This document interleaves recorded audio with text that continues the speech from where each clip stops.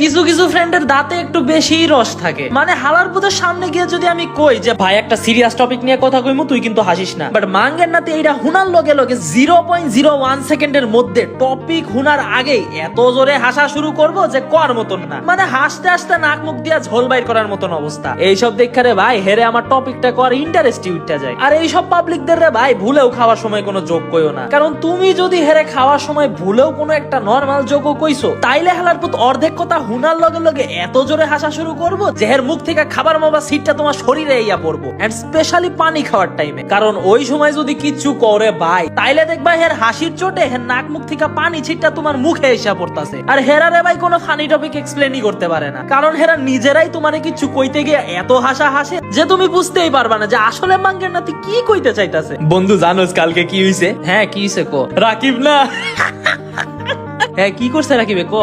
আরে রাকিব না আরে হাসা বন্ধ করে কইবি তো রাকিবে করছে এটা কি? রাকিব না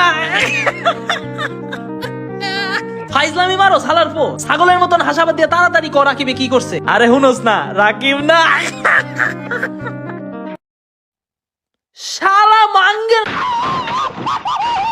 কিচ্ছু কর নাই রে ভাই, এইসব পাবলিকের মায়ের উপরে কোনো ওষুধ নাই। তোমাদের মতো যদি এমন কথায় কথায় দাঁত কেলাইন না ফ্রেন্ড থাকা থাকে, তাইলে রে ভাই এই ভিডিওটা হেরা শেয়ার করো, আর এরকম ভিডিওর জন্য ফলো মারো।